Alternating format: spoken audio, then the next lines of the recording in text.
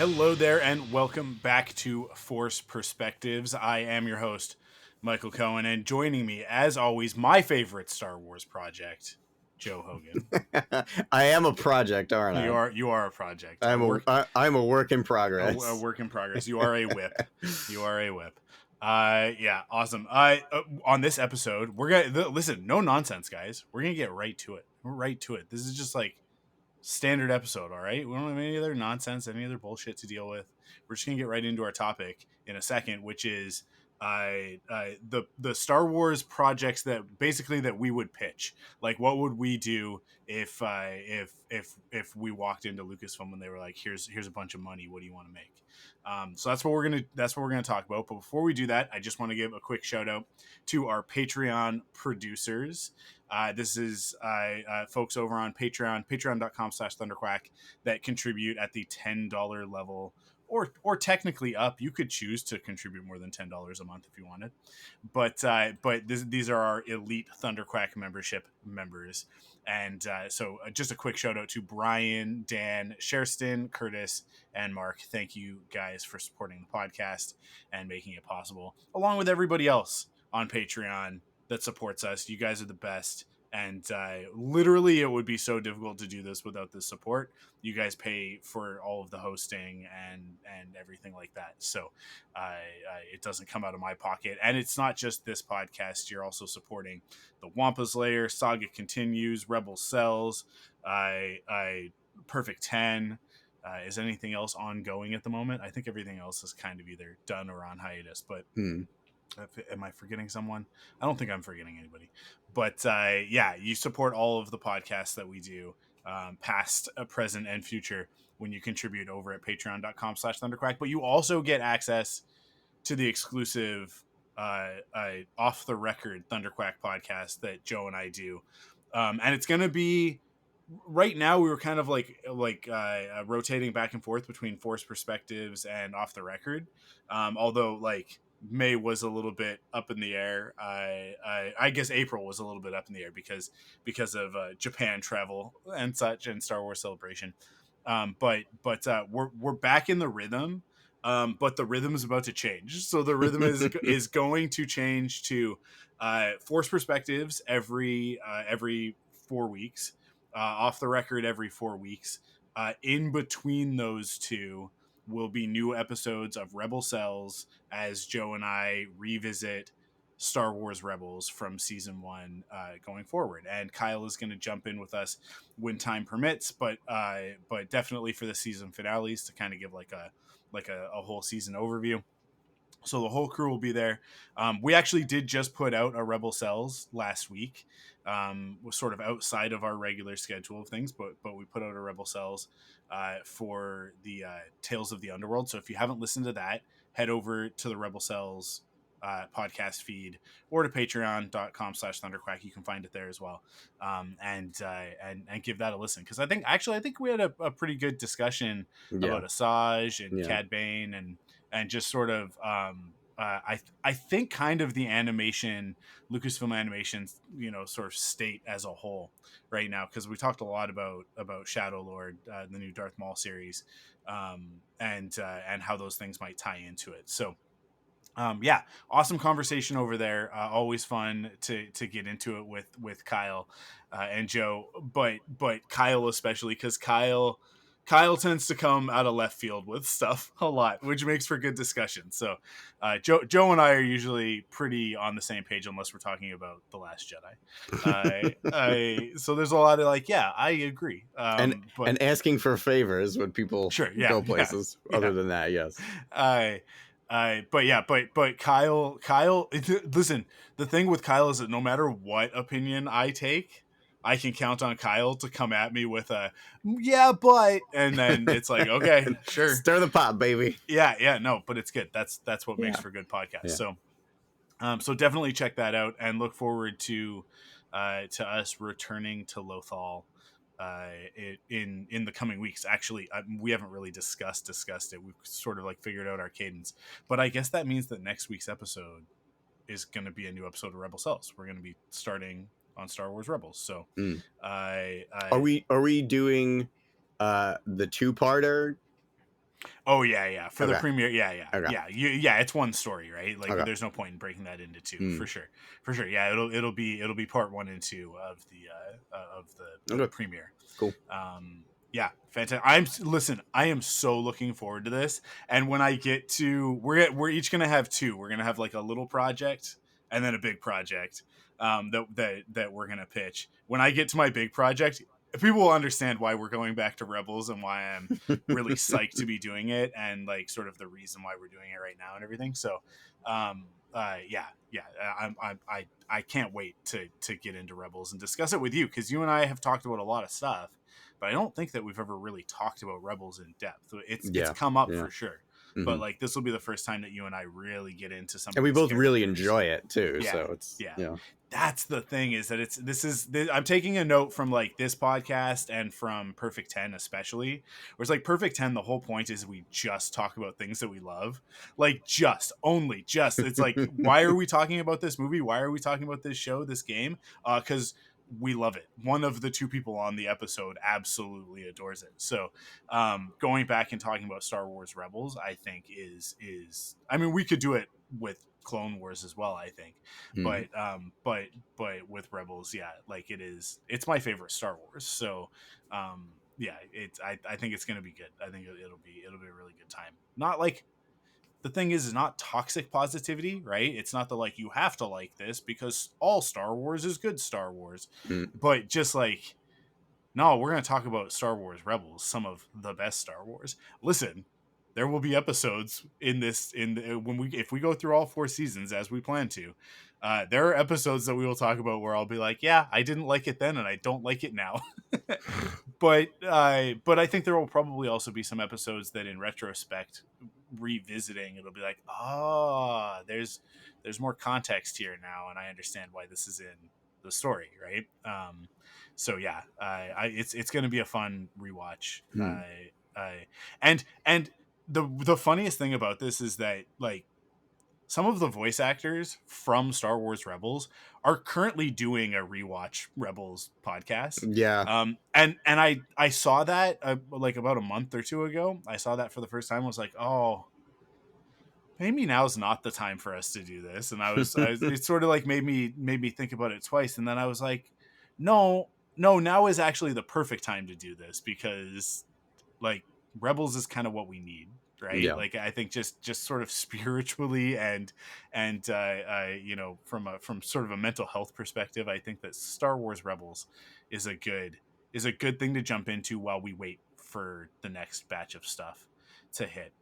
Because we're in a bit of a bit of a zone, a bit of a silent zone at the moment with Star Wars, but I mean, like none of these breaks are as long as they used to be. I saw a post yesterday that it's been as long. This year will have been as long between Revenge of the Sith and The Force Awakens as it has been since The Force Awakens. Oh wow. Yeah, right? And like when you think about it in those terms, and you think about like what we got in between Sith and Force Awakens, it's like, I mean, there's a lot in there. There really is. But at the same time, it's also like, yeah, like that's the break between those movies. So, the Star Wars is as good as it's ever been, if not, some of the best stuff that we've ever gotten. So, there's lots to look forward to coming up. But at the moment, it's like, ooh, we're waiting. unless you read the comics or whatever. But like no big game releases on the horizon now that Outlaws has put out both DLCs, and no major book releases. Like there are definitely book releases coming out, but nothing like ground shattering or anything like that. And obviously we're just a little bit under a year away from Mando and Grogu, and we don't really know when Darth Maul is coming. So really the next thing to look forward to, the next big thing, is Star Wars Vision Season 3. And then after that, it's like everything else is kind of a question mark except for Mando and Grogu. We know that there's other stuff coming in 2026, but nothing, like there's kind of nothing else in the interim, right? That I can think of. So with that, I think we can get in and we can pitch what we would be filling these spaces with if it were up to us. So why don't you go with your small one first? Baby guy? Okay. Yeah. So it's going to be a vignette for Star Wars Visions, actually. I would obviously want to do like a cool, not exactly Gendy-ish style, but like, you know, more similar to what mine would be. Since it's my thing, I get to do what I want with it. So it would be a little bit more towards my art style. Yeah. The story would be we're starting in a I guess like Padawans class, like a combat class of, you know, lightsaber training with a bunch of Padawans, and you have, you know, your star pupils, the jocks of the Jedi Padawans, right?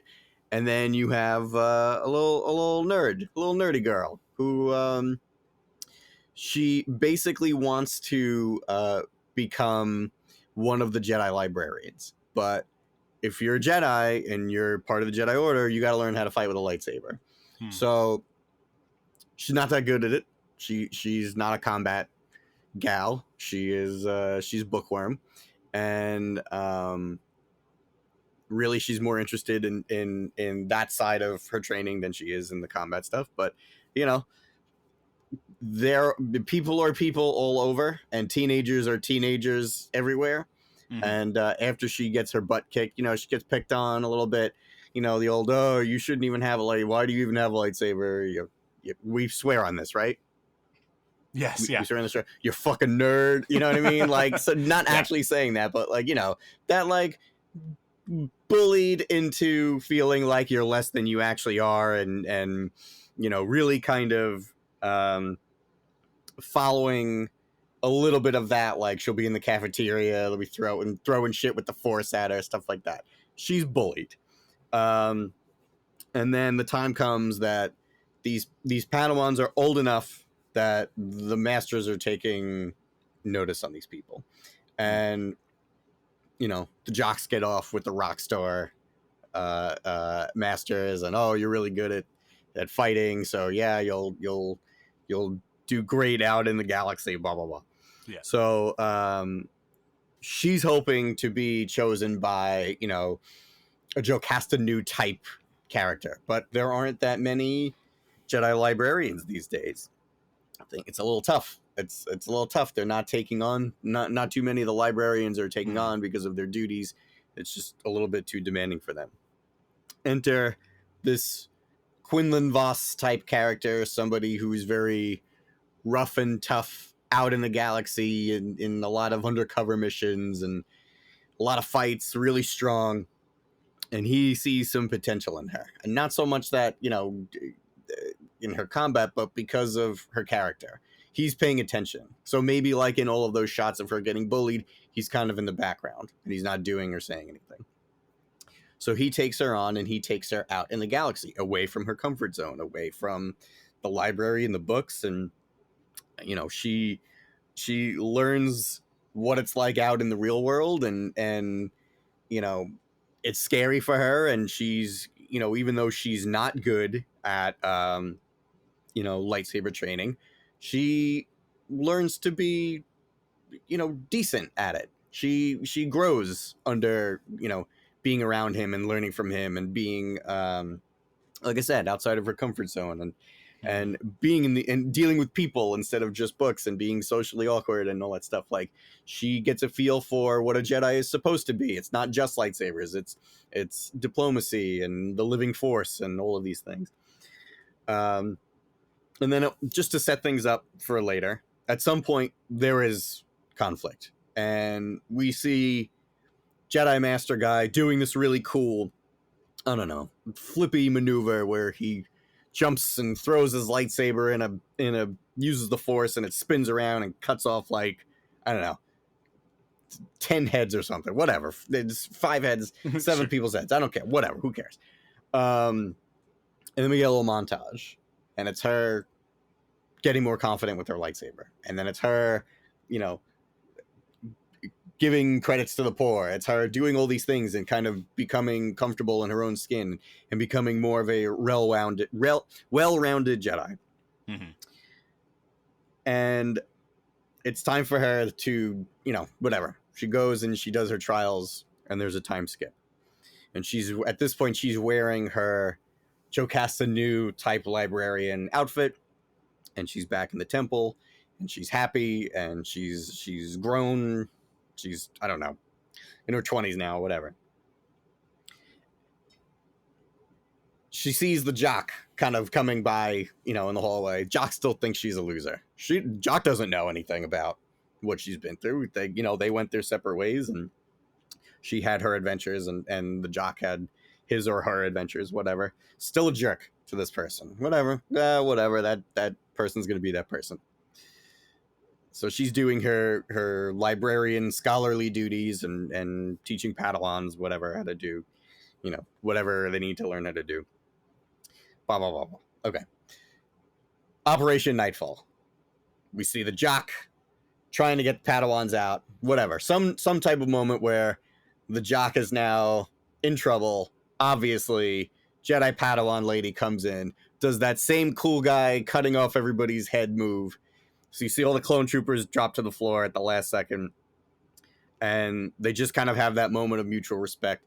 Jock gets the Padawans out of the Jedi Temple. Librarian girl stays behind and is a big hero, and now the Jock has to live with, maybe I shouldn't have been such a dick this whole time to that person, because people are more than just what we label them. And that's really it. That's how far I got with that. Okay. So I have a couple of follow-up questions. Yeah, the first is this a movie, a comic book, a series? This is a Star Wars Visions vignette. Oh yeah, you said that it was this Visions, is like that's right. 15 20 minutes if that. Okay. And what time period are you putting this in? Well, if she's old enough to be in her 20s 30s as a Jedi scholar, I guess most of it would take place Phantom Menace-ish time. Okay. Right? So like 10, 15 years before that. Okay. No, maybe not. Maybe after Phantom Menace, before Attack of the Clones. Gotcha. Okay. Yeah. I mean, like, that sounds great. I like it because you'll see when we get to my big one. You'll see. It's a lot of similarities. Okay. No, that's good. I think that you and I have a very similar a similar attitude when it comes to this stuff of like, can we explore something that we haven't seen? Like, can we instead of like doing the things that have been done in the past, can we please do a thing that has not been done? Check out some aspects of the Jedi Order or the galaxy that we haven't gotten to see yet. Yeah, that's rad. Okay.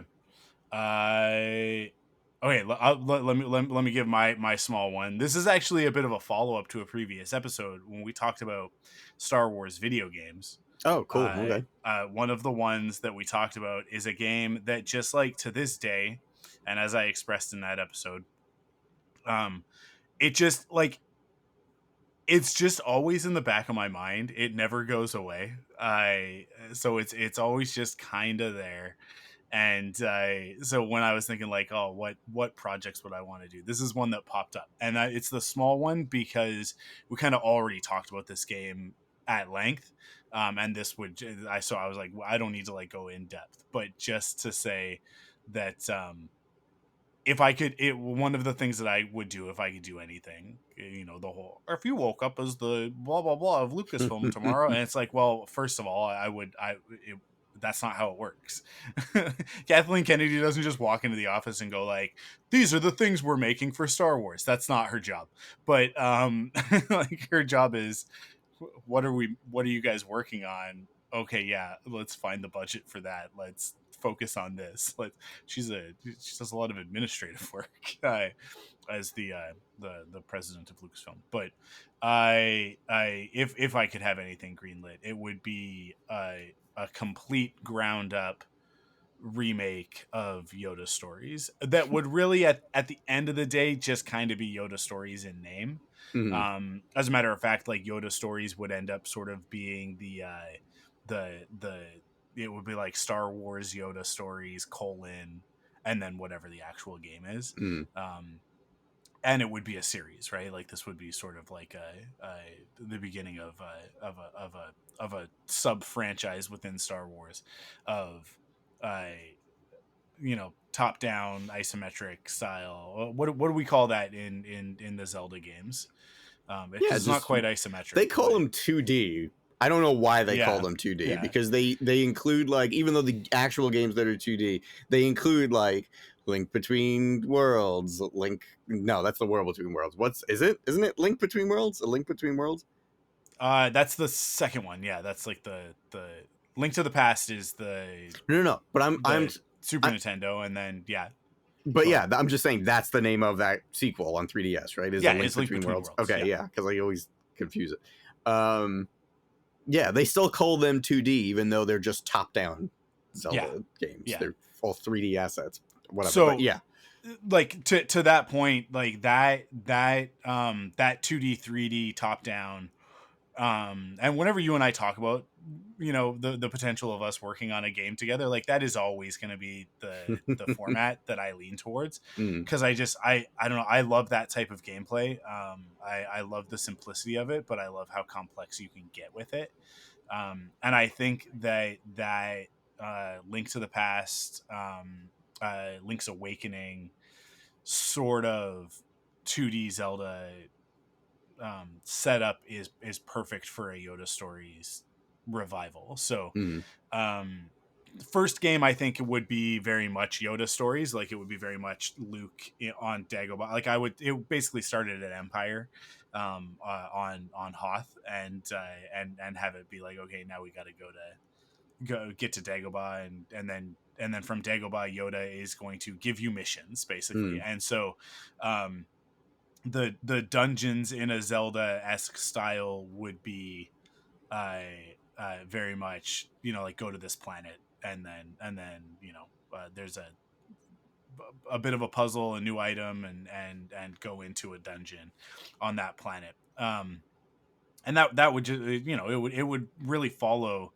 the Zelda formula pretty closely, because if it ain't broke, don't fix it. Just make it Star Wars. But yeah, that would be a thing that I would just like. Here's the thing, like this is a slam dunk. Like if you want to just make a game that is that you can entrust to almost any studio, right? Like any decent, like a studio could pump this out. Where it's gonna shine is in the storytelling. So for me, going into a Yoda Stories type of, like, using that as the touch point, right? It's going to be satirical. It's going to be humorous. But you can still, like, even with that, you can still tell a good story, right? Like you can still have the important parts of Luke's journey. And yeah, I think what I would ultimately want to do is like to do um Empire as the first game, and then jump to the Force Awakens as the second one. I and then to go back to the prequels for the third one, and do like probably Attack of the Clones, but Obi-Wan would be the Mm. protagonist of that one, because Obi-Wan very much in that game, like he's on the trail, right? Or in that Yeah, movie, in Attack yeah. of the Clones, like it's a murder mystery sort of thing, detective noir thing, and that really like lends itself to to that whole thing. But what I would probably end up doing is like kind of condensing each trilogy into it, but using the one movie as sort of like the majority of the source material. Because for people Mm. who don't know, Yoda Stories is not, obviously not canon. Like you end up on Dagobah, and Yoda is like, hey, I need you to go get this thing so that we can open this door and get another thing. Like he just sends you on little missions. um and it's just like a little like top down, like sort of puzzle game, Yeah. and there's not really a lot of combat in it. And that would be the big difference with mine, is that like, no, we'd be like leaning into the combat. It would be Zelda style combat. You would have the different items and stuff like that, which would be super fun to, obviously you've got your lightsaber, you would have a blaster, and then like, what do we do from there? Like, where do we go from there, right? Because yeah, like like Luke would have like a grappling hook, right? Like in A New Hope, and I get some of it would be items, some of it would probably be force training that would emulate items, to do things like double jumps and whatever, right?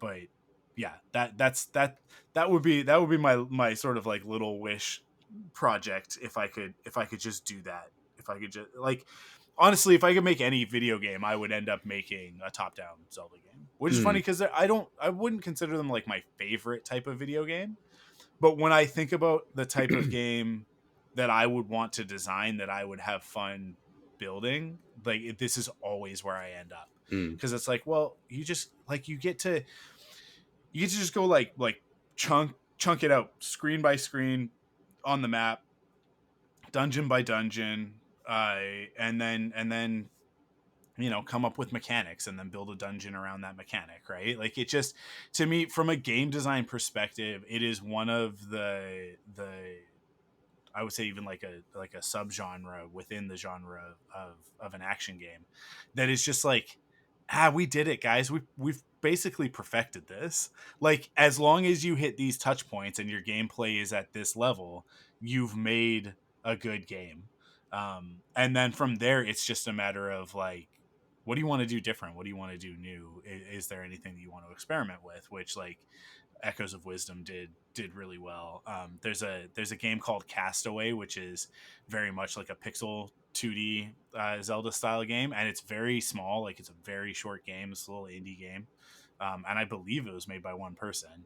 And it's awesome. It's great. It takes about an hour to play all the way through, but because it takes about an hour, it's built for multiple playthroughs, right? So that's kind of the difference there. Is it's like, oh, we'll just run through it again, and then on top of that, he added in sort of like a survival mode of like this tower that you go into, and it's kind of randomized rooms, and you're trying to get to the top of the tower, and it's just a survival based thing of like, yeah, you got 3 hearts, and as you go through each room, you'll get upgrades, but it's going to get progressively harder and harder and harder. So just taking that formula and that genre and that subgenre and just putting a Star Wars overlay on it, it's like, that's like, it really just becomes about the artistic style, and then like I said, your storytelling. Like, those are the things.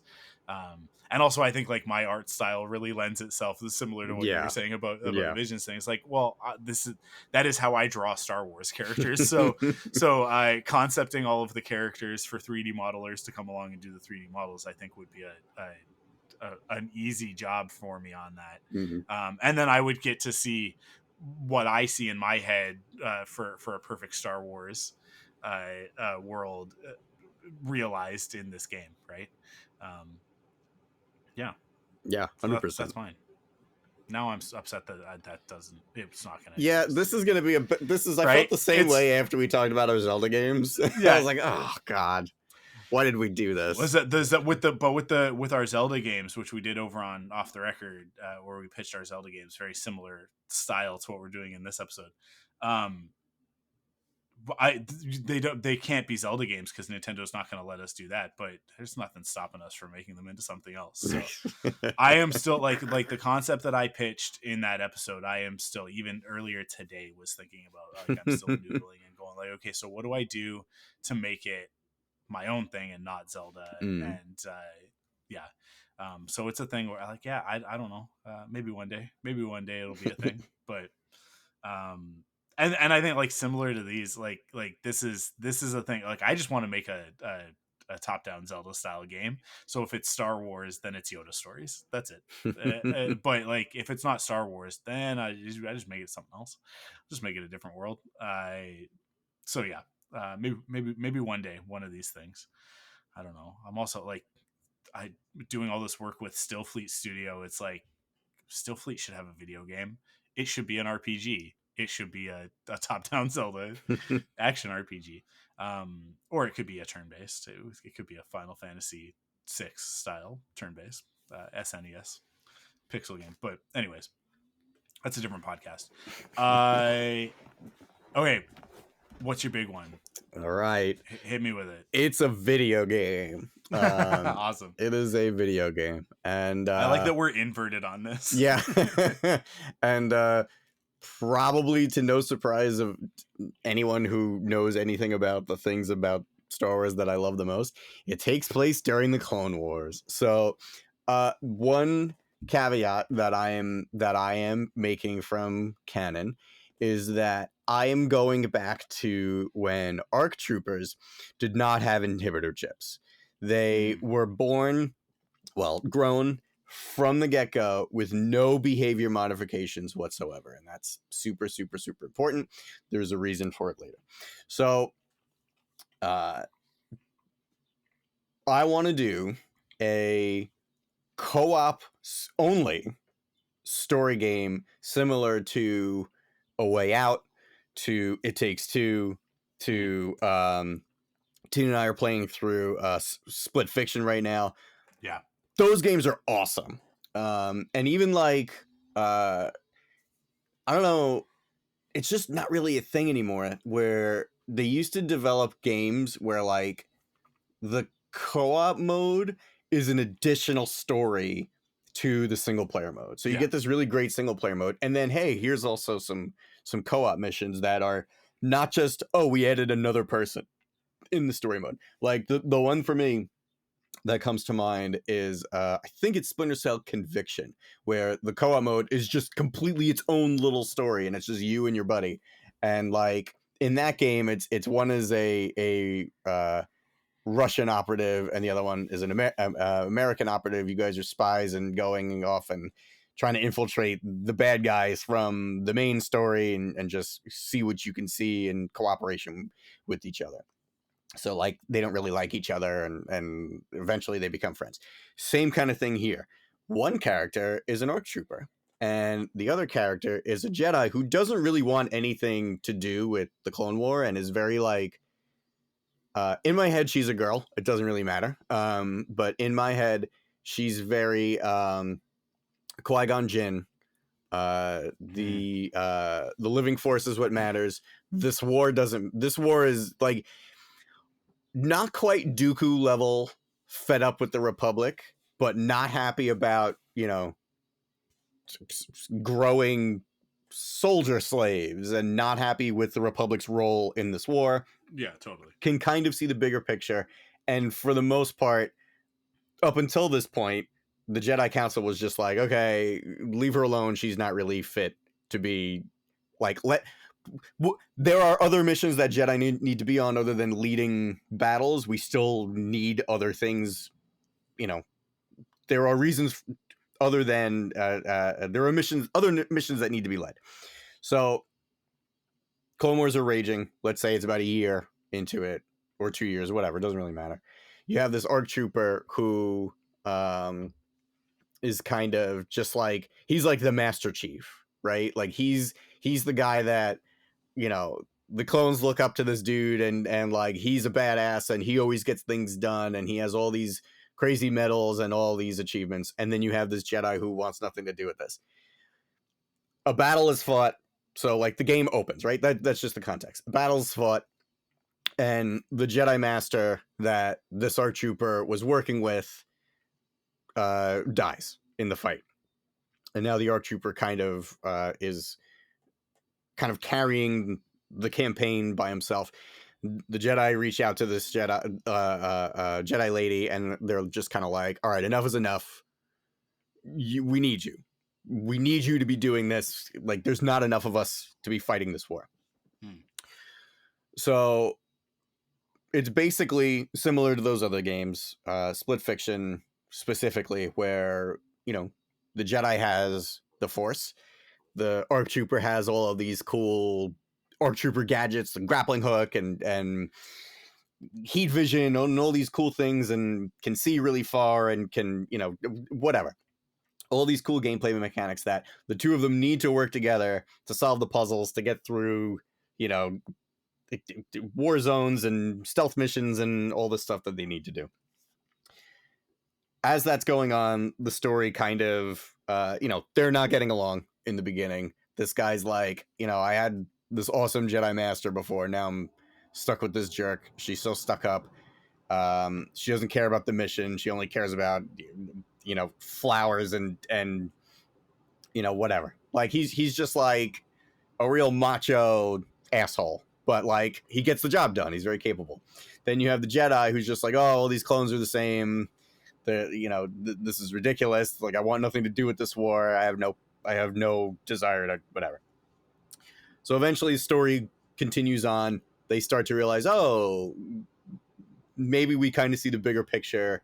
Maybe there's more to the mission than following the mission parameters. Maybe there are alternatives to fighting, is what the ARC Trooper learns over time. And then Jedi Lady realizes, oh, this is a living, thinking, breathing person. He's complex. There's more to him than just whatever.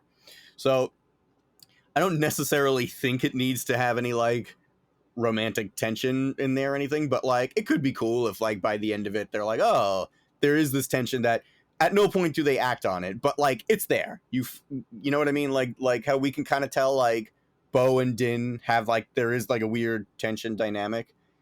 It's there, but like nothing happens. So whatever, they learn to value each other. They all they learn a valuable lesson. They're solving all these fun puzzles. The game itself is fun. The story is really cool. And then at the end of it, you split up for you're on the same planet. Maybe we're on like a Star Destroyer or whatever. ARC Trooper gets the notification, hey, Order 66, the Jedi are betraying the Republic. And all of a sudden, NPC clones start firing on the person who's playing as the Jedi. And the ARC Trooper's like, what the fuck? Order 66, whatever. So now you have to kill your friend. If you're playing as the clone, the mission objective is now kill the Jedi. If you're playing as the Jedi, the mission objective is survive. So now you, whoever you're playing with, you have to kill the other person. And there's 3 endings. One ending is the ARC Trooper kills the Jedi, blah, blah, blah, the Empire wins. The other ending is the Jedi kills the ARC Trooper and has to figure out how to escape now. The third ending is if neither one of you kill each other, enough time goes by, more clones show up, they realize that you're not killing the Jedi, and they turn on you too. And then now the ending is, okay, the two of them are like kind of go off into the sunset and go have to figure it out, whatever's next. But like the last mission is you have to kill your friend. So that's it. That's where I'm at. Yeah, that sounds great. I haven't played any of those types of games yet because I don't have someone to play them with. I'll play any of them. You have a PC now, and I have all of those games. They're all wonderful. But like, and I think an important thing. So like the impact that I really want you to have at the like I this might be mean, but there's no reloading that last mission. If you want a third ending, you have to start the game over. So like whatever you commit to, you commit to. And like the game doesn't tell you if you don't kill your friend, there's a third secret ending. Like you just have to figure it out because like you don't want to kill your friend. Like I don't know, how fast would you turn on your friend? Who's going to turn on who faster? So that kind of puts the players in the mind a little bit that like, you have to make a decision here. Yeah. It puts you in Order 66, right? Right. Like I think that's great. I think like just to kind of plus it a little bit, I think that you call the game Order 66. Like I think that's like you could give it like it's Star Wars whatever, like Split Fiction is the title of that game, right? So like we'll give it some sort of like how it's like Jedi Fallen Order, Jedi Survivor, or like Battlefront or whatever, right? So it's got that title, but then like this one it's like you call it Order 66 because the whole point, like if you put it in that time period and you put these two characters in this dynamic, everyone's going to be thinking it already, right? anyways. Exactly. So just get it out there, right? Like, just put it out there as like this is not spoilers. Think about it the whole time you're playing the game, because when you get there, you have a decision to make. Yeah. Because I think when you do that, I think that would like play into the like there being like a secret third ending. Because if I tell you at the beginning of the game that this is Order 66, like that is the climax of this game, you're playing through it the whole time going like, I am going to have to kill him. I am going to have to kill her, right? And so when you get there, it's an inevitability, right? Yeah. And so to pick the third path would be to really like go rogue on what the game has been telling you to do the whole time, what the narrative has been telling you to do. So I think like that's like the best way to, just before the person even picks up their controller, to put it in their head, you have to kill this person. Yeah. Right. And then every time that these two characters who start out as enemies have like enemies in like a oh, we don't work well together, right? Like a Goku and Vegeta type. Oh, well, I guess they're trying to kill each other, but you know what I mean, right? Like just sort of like an oil and water dynamic, right? Like that every time that one of those things happens, you're like, yeah, okay, well, these guys are enemies. They're destined to be enemies. But then when you have the moments where they come together and they start to form that bond, you're like, oh, no. Yeah. and so then all of them will be heartbreaks. Every single one will Yeah. be a heartbreak, right? Because you know where you're going. You know where this ends, because the game is literally called Order 66. We're not avoiding it, right? And that's why it's not like Republic Commando. It's going to cut off at the beginning of Revenge of the Sith, right? And that's why I think it's super important that this is a co-op game, because chances are you're playing it with your friend, your spouse, whatever, someone who you already like. You like that person. And to watch this relationship between these two characters improve and grow, it's hopefully putting you in the shoes of like getting used to cooperating with them, even though there's the real life relationship you have with that person that you're playing with.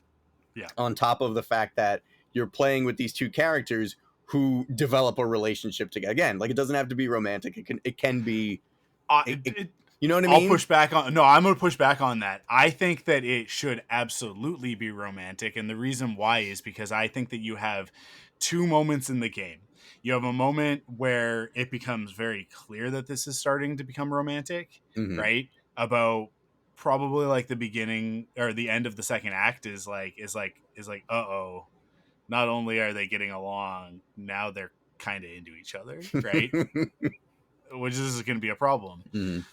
And then if you're playing your cards right, you've written this story well and you've got good actors in there doing it, then I mean, one of them has to be D. Bradley Baker. We don't have a choice, but unless we can get Tem, but but you know, like we're gonna have we'll probably have D.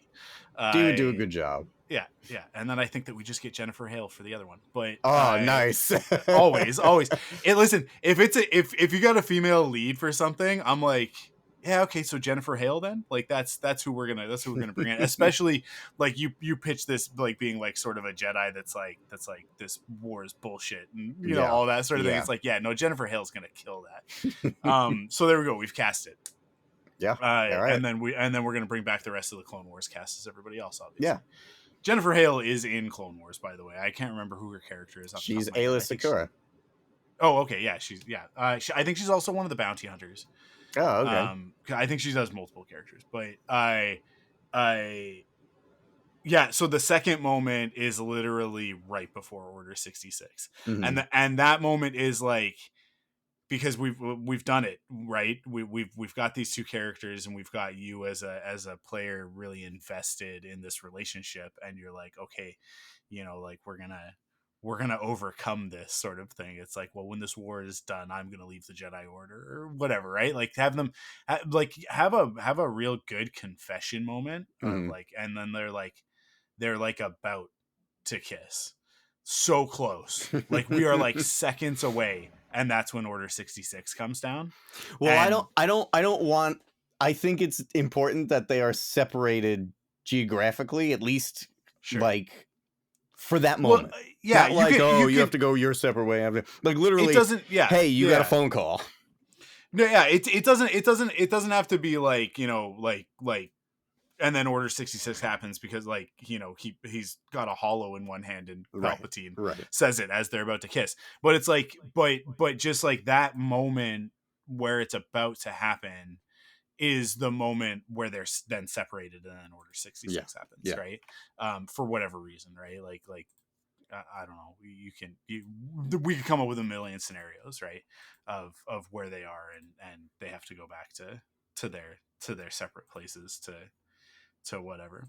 I mean, like, a great way to do it would be that that they've just returned from whatever the biggest mission was, right? The final boss or whatever. Yeah, and they've just returned to Coruscant, and they're basically like in orbit, and it's like, oh,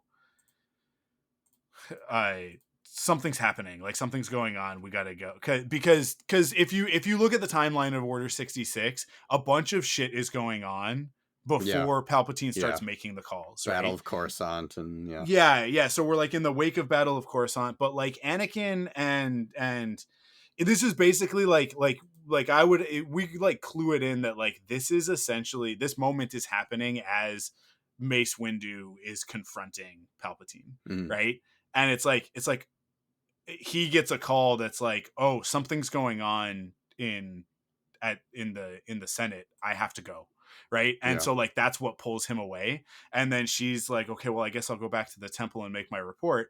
And then like as that happens, like as they separate, Order 66 comes down, and then it's like, so one is in the Jedi Temple and one is in the Senate, and it's like, and then you have to, like, that's the perfect place to be, right? You gotta fight your way out of the temple and avoid Anakin, right? And you gotta like, and then he's like, got to get out of the Senate or whatever.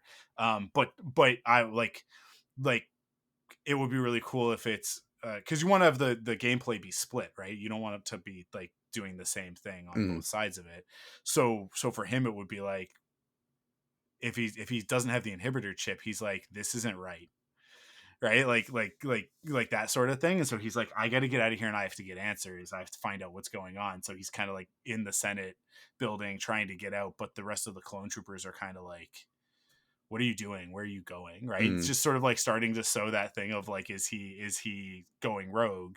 Right. And but that it could be like more of a stealth mission sort of thing. I think that would be like a cool way to split them up. The thing I'm concerned with, because like I don't want to influence the player. I literally want the player to like, here it is, here's the gun's in your hand, there's the Jedi, kill the Jedi. Like, I don't want it to have all that build up to give them the time to think like, oh, I have to go, literally they're in the next room, or like they're in whatever, and like the other clones are attacking the Jedi.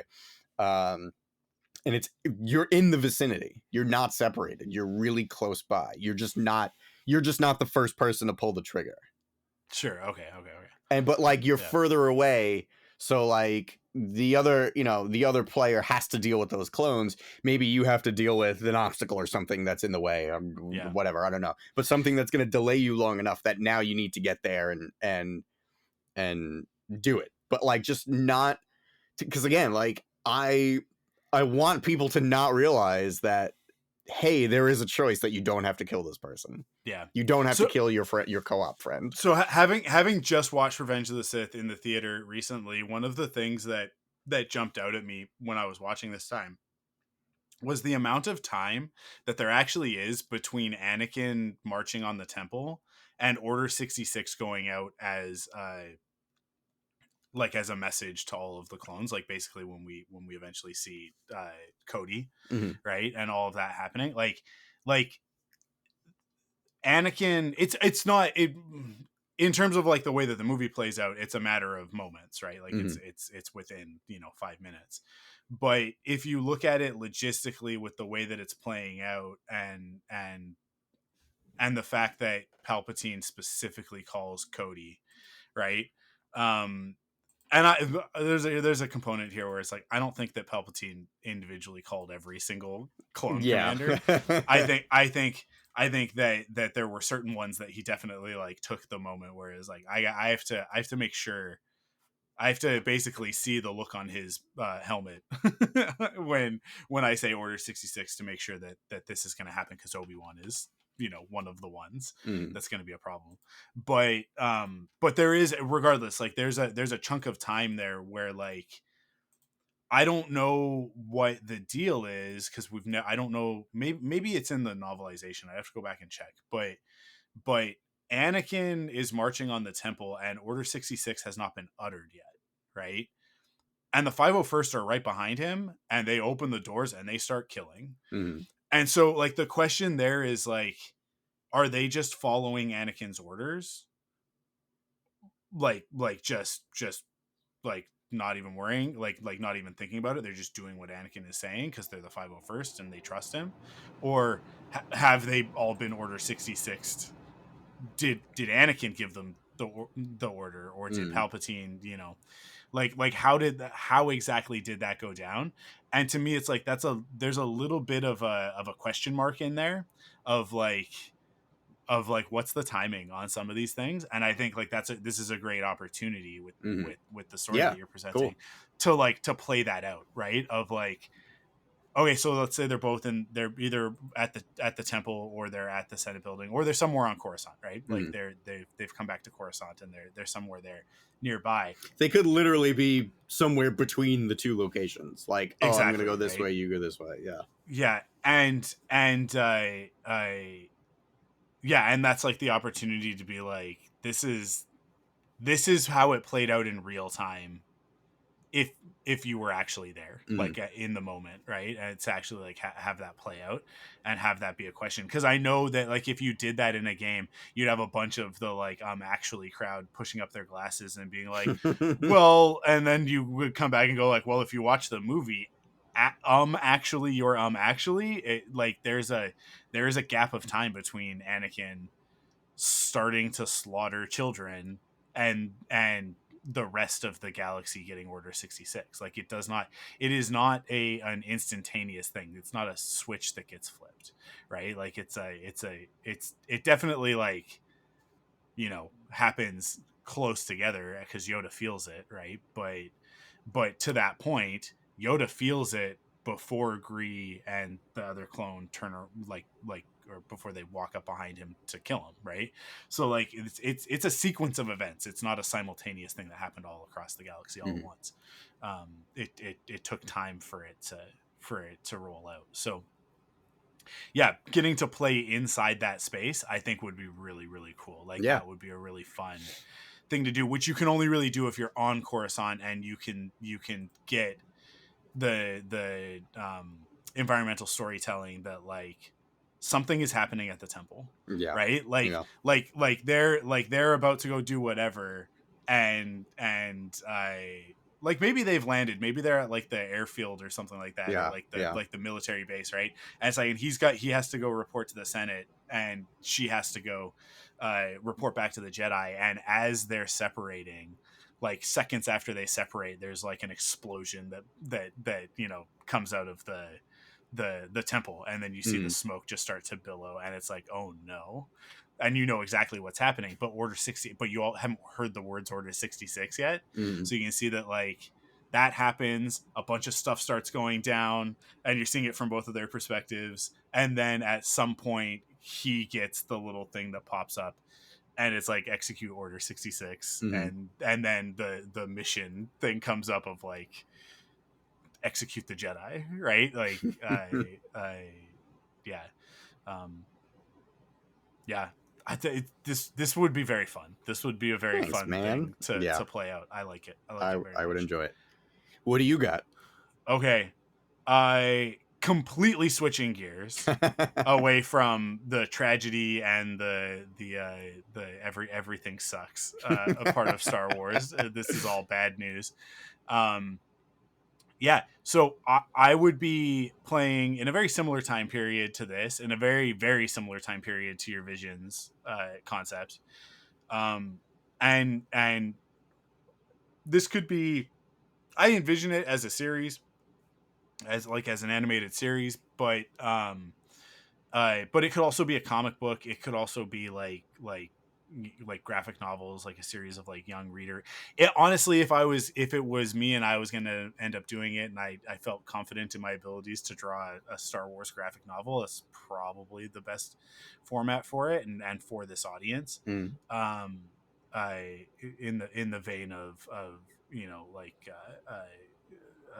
like the bad guys and stuff like that are like these thick graphic novels that these uh, you know uh, 8 to 10 year olds love. This is what Kara reads right now, Okay. and it's a great form. I love that format. So it's probably where I would end up leaning, but I think it would also work as an animated series. But I it's June, and June is Pride, and so it's a great time to remind everybody that trans people's lives are more important than Harry Potter, and that J.K. Rowling is a complete and utter piece of shit. Just an awful person. Whether it's because there's black mold controlling her brain or whatever, it doesn't really matter. The things that she does with her millions, billions. I don't know. Is she a billionaire?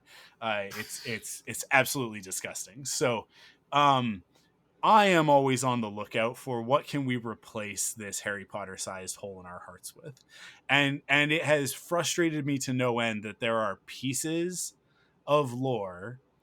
Whether it's do you remember when they did the Jedi Path, like the sort of they did that one, and then they did like the Sith one, and then they did a Bounty Hunter one, and they're like these in universe books Oh yeah, that sure.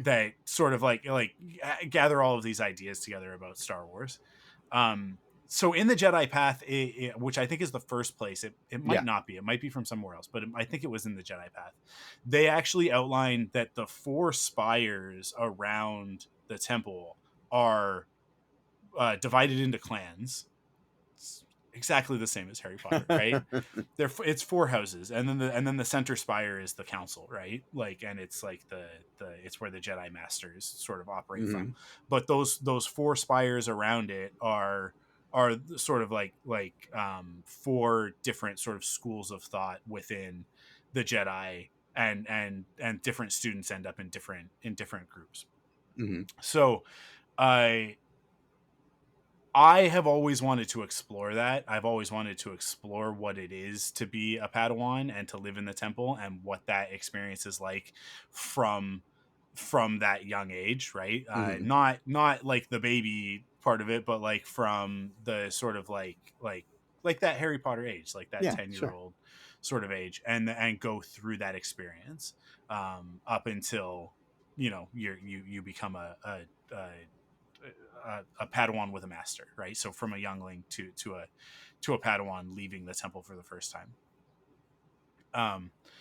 And there's a piece of there are 2 pieces of lore that sync up but are not it's not official canon that this is the case, Okay. but 2 of my favorite characters, one of my absolute favorite characters, Caleb Doom, and Cal Kestis, they are roughly the same age. It's unclear exactly how close in age they are. It is unclear how cohorts are determined within the Jedi Temple. Age is going to be a fuzzy thing in the Jedi Temple because different species, different ages, different yada yada yada, right? Different maturity rates. Um, but those would be my lead characters, like those 2, and then either pulling a female and then a non-human female from existing lore, or creating new ones. It would basically be like sort of those 4 characters, and they would be in one of the houses together, in one of these clans together. Okay. um and that would be our view into um what life was like in the temple for a youngling on their path to becoming a Padawan. And we know that so there's a great comic series about Kanan, called The Last Padawan, that I gives a lot of his backstory from Order 66 onward, Mm. but there is a chunk of it that is like before, right? Because there's a little bit of it of he was getting old, he was about to age out, and this is actually a story that used to be attributed to Obi-Wan as well, which is that like they were having a hard time being chosen by Mm-hmm. a master, Mm-hmm. and that's why that both of them ended up uh, with sort of counter culture Jedi masters in Qui-Gon Jinn with Obi-Wan and Depa Billaba with Kanan. Um, and because of that sort of like non-conventional dynamic, because they were with Jedi that were outside of sort of the status quo, they go on these paths, right, that lead them to becoming some of the most important characters in Star Wars. It's their individuality that sets them apart. It's why, Mm. Caleb is able to survive Order 66. It's why Obi-Wan becomes Obi-Wan, right? Is that influence. So like there's like a lead up to that already exists in the comic. That comic has already been um uh like decanonized by Bad Batch. So there are components of it, and this is the wild thing, right? This is one of those things where people get so upset about, oh, Star Wars Disney is ruining Legends, right? It ruins this part of Legends. Oh, it takes this out of the canon. It means that this is meaningless. It does it to itself. Star Wars Rebels, A New Dawn, Kanan the Last Padawan, and Bad Batch all contradict each other. They all contradict each other in terms of parts of Kanan's backstory. So like there is stuff all over the place, because there's stuff in Hera's backstory that in the show is kind of contradicted, not like fully, but like kind of, because things were implied in A New Dawn. It's like, okay, so wait a second, like what is the timeline here? This is confusing, right? And then similarly, like with the comic, like I just said, Bad Batch and the comic, like all of these things contradict each other. But the canon always goes movies first, TV shows next, video games, comic books, right? Mm. Some and novels are in there somewhere too. Novels are above comics, so I think we've talked about that. And then storylines in on action figure packages are the last. Decipher card, the old TCG. That's like the bottom rung, but that's where I first started to learn about Star Wars lore. So I still like hold on to a ton of that. But yeah, like so this show would be really, Kanan would probably be the lead character, because it's me and that's what I want to do is Kanan, and I'm not gonna do it with Obi-Wan, because that's too much. That would be a very big deal, and I would want to see that by somebody who's a better storyteller than me. But Kanan I can handle, I think. But yeah, I would have it center around him and his close friends, and we would learn that like him and Cal Kestis were like best friends, basically. Like the two of them were like inseparable at one point in time. And what I would do is I would like build that towards like a rift, so that like them being separate post Clone Wars is like kind of this like tragic thing, that these two, like they're two of the only Jedi left, and they were once so close, but because of this separation, like they don't, neither one realizes that the other one is still alive, and that's why their stories never cross paths again, right? That's why Mm. they never reconnect. So because you're dealing with that already, so like that's an inevitability. Like they never, unless somebody retcons something crazy, these two never cross paths again, right? So yeah, like but I would have this, and that would sort of be what you're building towards, is this moment of like, what was the thing that separated these two? Was it just that they got their assignments and went off to war, right? Too young, by the way. Like that would be like one of the things, and like that lead up to the end of the series would be like, we're running out of Padawans, essentially. Like we send them off and they actually are dying. Because I think that that's actually a really interesting part of Star Wars that doesn't get explored very much. There is a little bit of it because there's a bit of it in the Brotherhood novel, which is a really Yeah. really great novel. Yeah.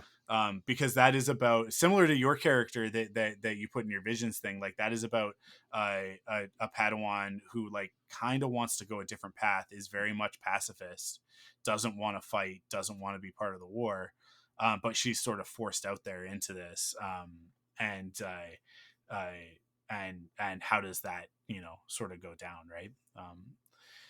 And so yeah, I think exploring that aspect of the Clone Wars, and the fact that like at a certain point the Jedi start treating them their own as soldiers. It was sort of like this slippery slope, because you would start this way before the Clone Wars, Yeah. right? Like Yeah. this would be, you know, like closer to Phantom Menace time.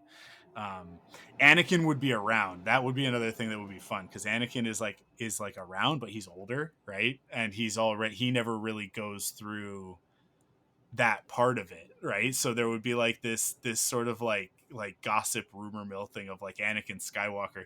It's like, oh, Anakin never had to do any of this stuff. Like he's out there, he's the star of the Jedi Order. Everybody thinks Anakin is so great, but he never had to, you know, deal with the whatever nonsense that they have to do as Padawans, right? Like he never had to do like astrogation classes, right? Like he doesn't, and yet he's apparently this great pilot, but you know, like he never had to take fundamentals of space flight or whatever, right? Like everybody would just like kind of be grumpy with Anakin.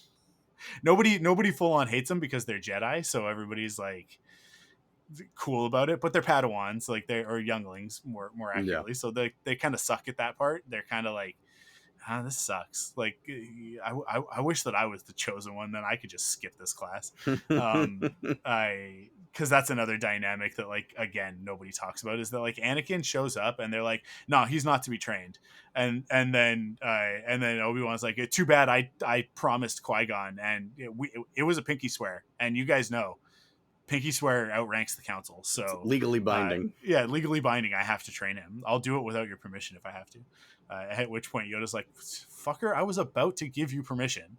If you would have shut up for 2 seconds, the council's like, fine, but you just had to run your mouth. Fine, you can do it anyways."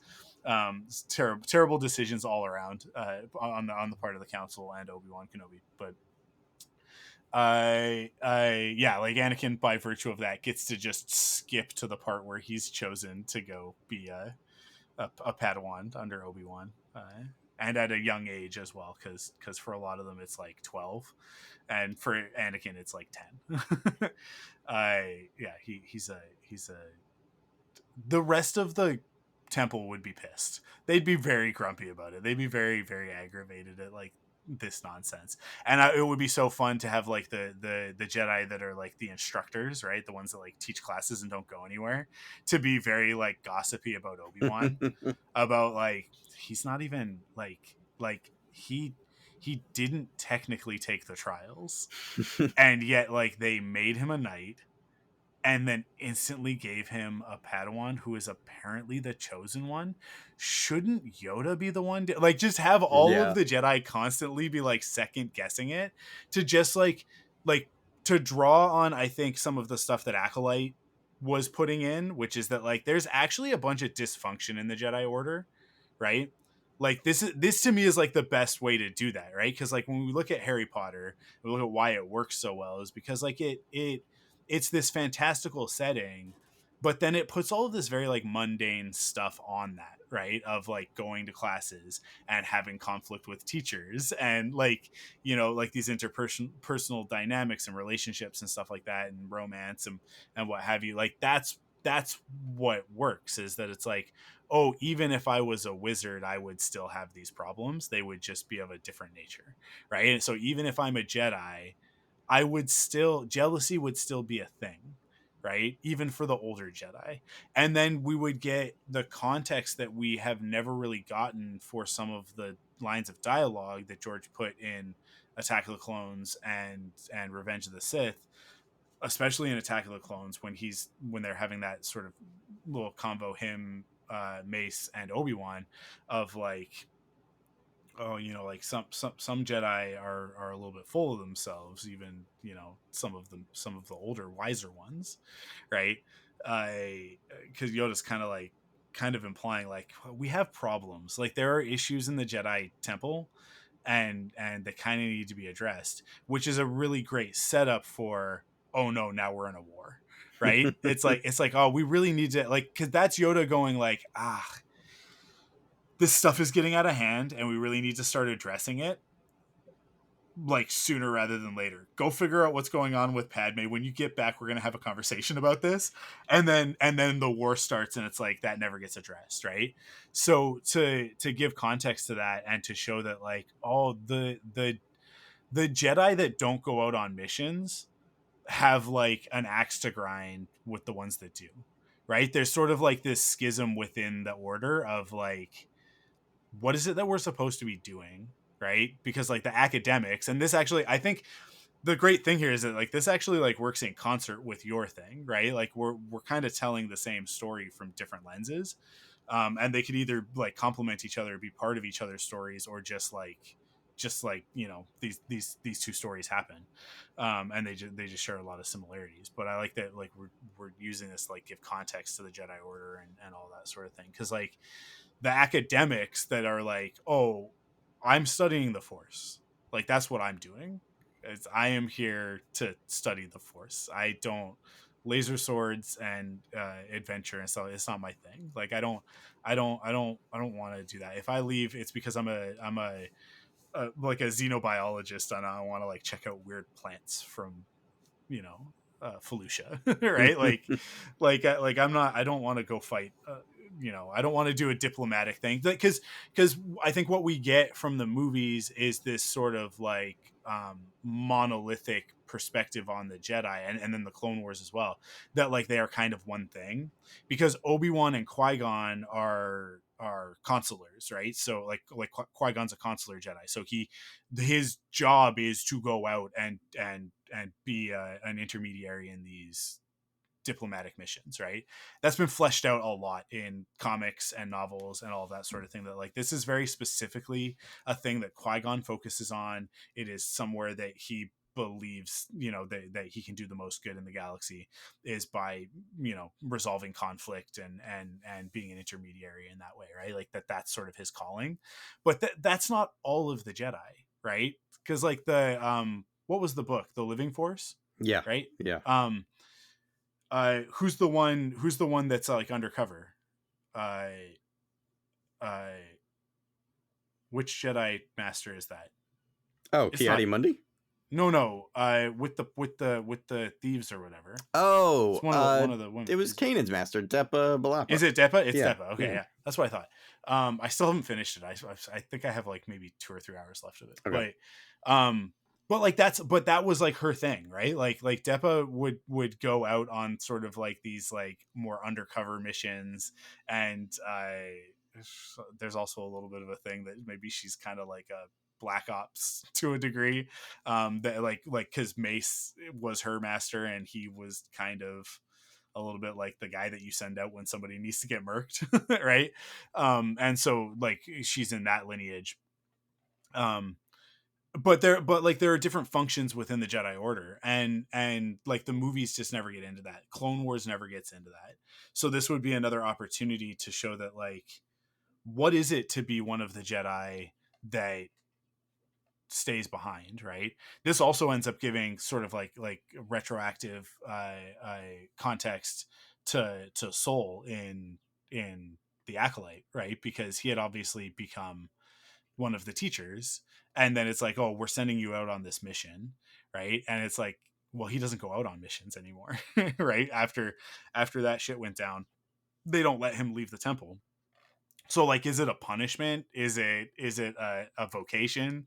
Is it sometimes both, right? Like, and you can get into those dynamics, um and that way like we're in the temple, so we get to see characters that we see a lot, right? We get to live with characters from the larger lore in the way that we do in like Clone Wars, but we're focused in on these younglings, right? This sort of core group this cohort of younglings, and finally just tell more stories with Kanan and Cal in the only way that you can, because I love both of those characters and I would love to get more stories with them, but they won't do anything with Cal Kestis until the third game comes out and resolves his storyline. He will likely die at the end of it. That is the most likely end to that story, is his end. And then obviously Kanan's story has a pretty clear period on the end of the sentence at the moment. That's not to say that he can't come back in Ahsoka or whatever, but definitely at the moment, he is physically not present. Fingers crossed that we're gonna get Doom, the his spiritual Lothwolf in season 2 of Ahsoka. It would be a way for them to get back to Lothal if that's where they wanted to go to, because I don't know if you guys remember from Star Wars Rebels, we're about to do a rewatch and we'll get there eventually, hopefully before season 2. Well, maybe that's season 4, so probably not before season 2 of Ahsoka hits, but maybe, I don't know, it depends. If it comes out next year, maybe not, but if it's 2027, we might do it. Season 2 and 3 are very short. Sorry, season 3 and 4 are very short. But yeah, Lothwolves can step between spaces. They can travel through the world between worlds, and they can take you with them if you ride on their backs. They do it in the show, in Rebels. Spoilers. So yeah, that to me is like, you strand Ahsoka and Sabine on another planet in another galaxy, and we already used Purgles once, so we're not going to do it again. How do they get into space? They can't get into space. Okay, well, Lothwolves. Just have them take them back. Don't worry about it. World between worlds is absolutely how that's going to happen. But yeah, if you wanted to tell another story with Kanan, this is really the only place left to do it at the moment. I mean, like, I suppose you can do Bad Batch era, right? Like, you can do that the Dark Times storyline with him in the lead up to Star Wars Rebels, in the lead up to A New Dawn. I don't think that there's very much story there to tell that the comic doesn't already cover. And I think that the comic does a really good job of it, even if some of it has been decanonized. I think it's fine, but because quick reminder, everybody, it's made up and it's in space, right? Like, this is all for pretend, so it doesn't matter if the comic book and the TV show and the this and the that don't match up exactly, as long as they're all good stories and Kanan is in them, or Obi-Wan, or Poe Dameron. So yeah, that's my thing. I would watch the shit out of that. And then we get to make merch, right? Like, we get to have, because the four clans already exist. I don't remember what they are off the top of my head, because they don't get used in anything, right? Like, they don't mean anything. But like, hey Disney, you are leaving money on the table with this. And Young Jedi Adventures came out, and I was like, oh, they'll definitely do it in this. Nope, nothing in Young Jedi Adventures. And it's like, I don't understand. This is very, very lucrative stuff for the Transphobes franchise. And Star Wars has it already. The work is already done. You just need to tell stories that highlight it and make it important, right? Because like the clans have names and they have like personality profiles or whatever. Like, you can have your little quizzes on StarWars.com and everybody can get sorted into their clans, and then they start to identify as that thing.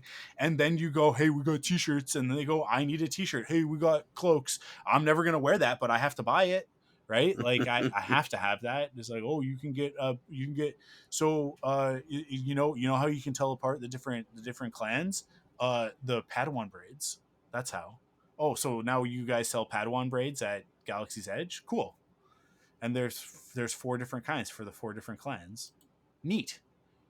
Done. Money, guys. It is money that you're leaving on the table. These are pieces of merch that you can produce that aren't action figures, that don't cost a whole bunch of R&D. they're just fucking logos and colors that you put on shit, and then it's done. I need to know what the clans are. So let me look it up so that we can, and then we'll close it out. Jedi Temple clans. Can you guys hear the clickety clackety of my new keyboard? New fancy keyboard. Yeah. Okay. So there's more than 4. Okay, I guess maybe this has been sort of like expanded in other things. So some of this. You know what? Let me.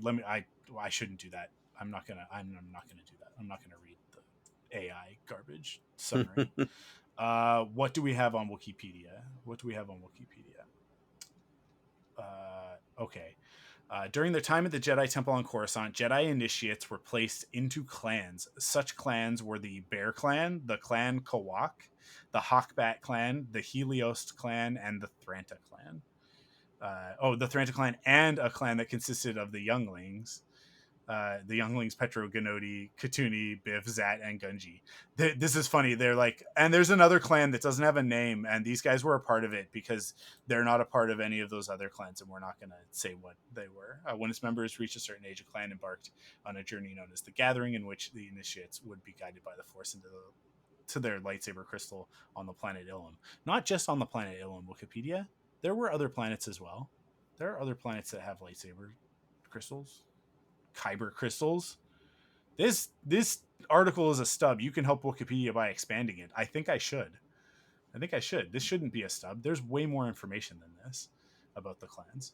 Now, if I click into the individual clans, they have some things. The Bear Clan, also known as the Mighty Bear Clan, was a class of Jedi younglings that began their training in the ways of the Force under the tutelage of Grandmaster Yoda. This is just... are they all going to say this? They're all going to say this.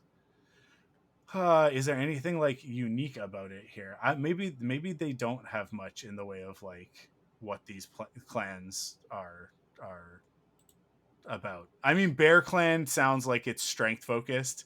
Clan Kawak, like Kawakian monkey lizard. It's spelled like Kawakian monkey lizard. So I'm gonna go ahead and say that's your silly kid clan.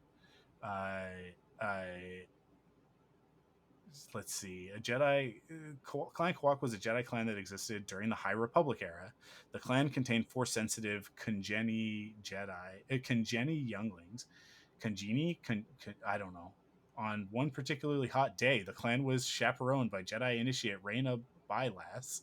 Star Wars names. It's really fascinating stuff. Yeah, to a lesson at a swimming pool near the Jedi Temple. What? These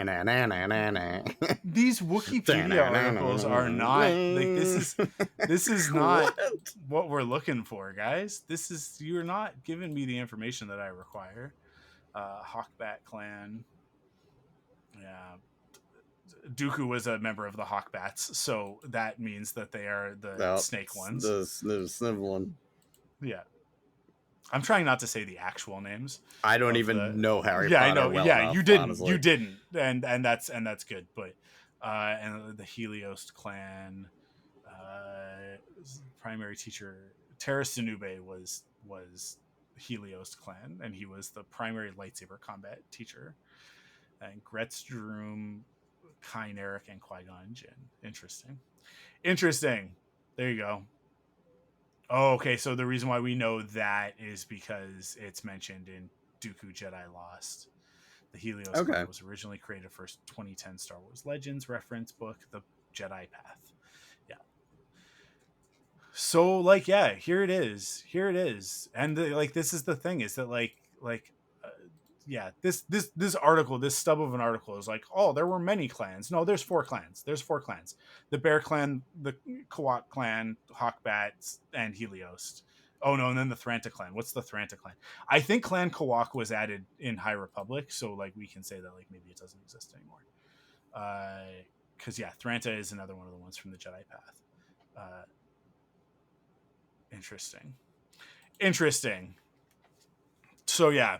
These need to be fleshed out. This needs to be explored. This part of Star Wars needs to be explored, and I'm available. I definitely have time for it. So let's do it. Disney, Lucasfilm, call me up. I'll head up this project, put together a team.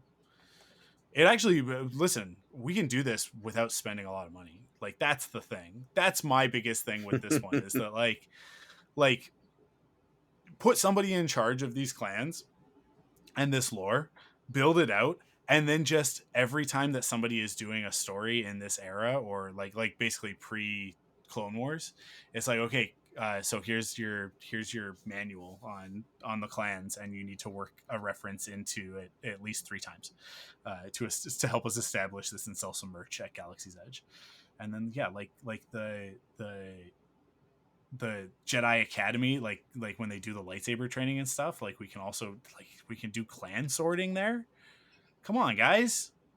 So you got sorted into a clan. Now you have to go buy merch for that clan. Guess what? It's over at Galaxy's Edge. Go ride the Millennium Falcon and then buy a Thranta clan shirt.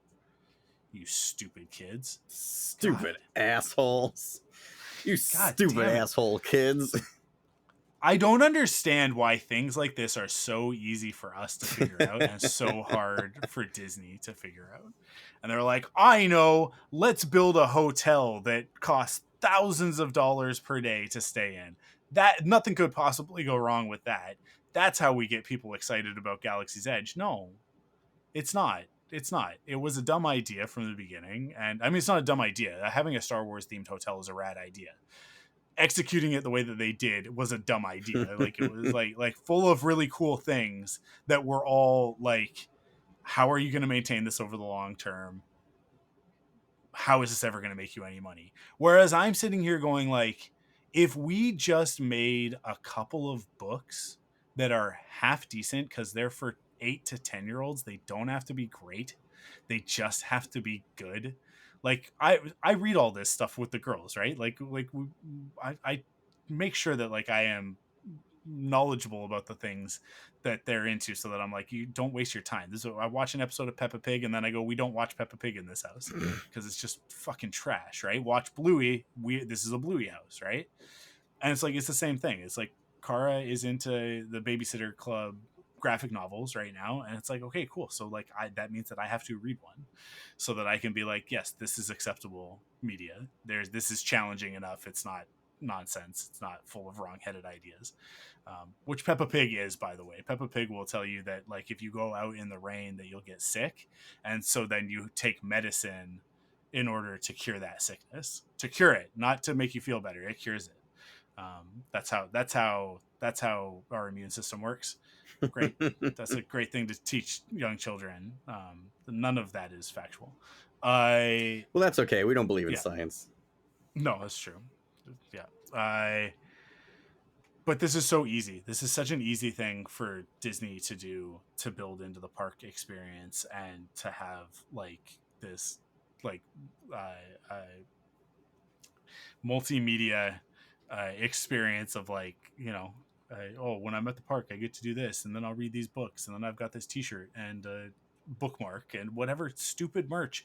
It's just because all we're doing is printing logos on stuff. I don't understand, Joe.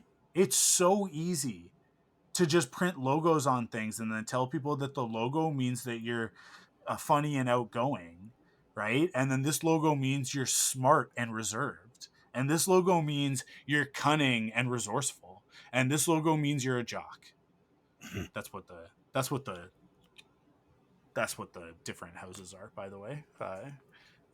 Anyways, Star Wars, make it better than Harry Potter by making it Harry Potter, but it's Star Wars. Because Harry Potter was already like, what if Star Wars was wizards and at a school? So like, yeah, she already ripped it all off in order to make her billions of dollars so that she could be a absolute dirtbag piece of shit. Take it back. Take it back, Lucasfilm. Take it back, Disney. Make a point.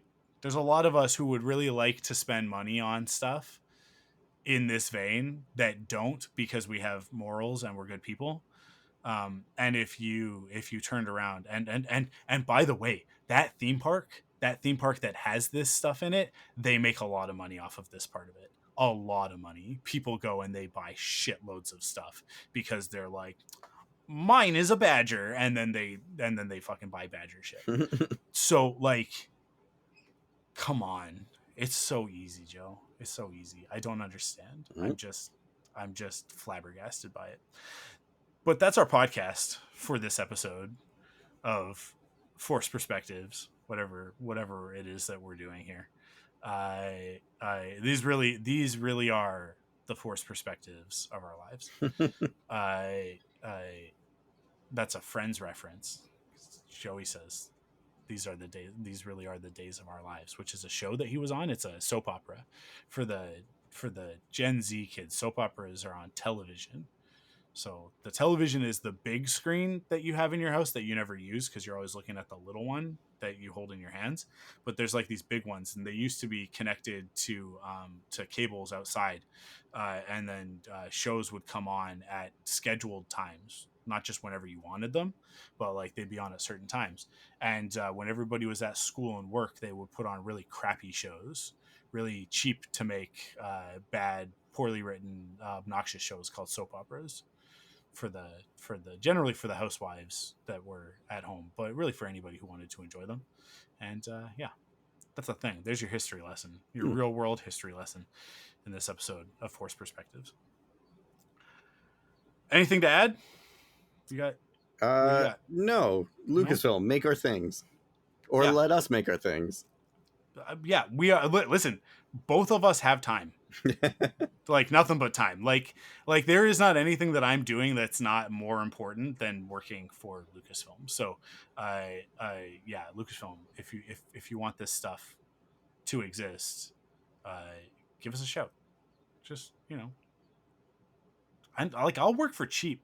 Like this is the thing, is that I will work for very cheap. It does not cost a lot of money to hire me for things. You can ask any of my clients. Like, I'm a steal, and I'm not gonna, just because it's Star Wars doesn't mean that I'm, as a matter of fact, Star Wars, you guys could like undercut me even more just for the opportunity to work on it. Yeah, like come on, man. I'll do all of this. I'll put together a budget. This is gonna cost nothing. This is gonna cost nothing, Disney. Okay, to get this initiative with these fucking clans going, costs nothing. Give me $100,000, I'll make it happen. It's a drop in the bucket for Disney. That's not even a drop in the bucket. That doesn't even register in the ocean that is Disney's resources. Give me $100,000 to do this. Okay, that's it. Yeah. Thanks, guys. Yeah. You listened to a podcast. You did us. I am Mike, and he is Joe. We are podcast.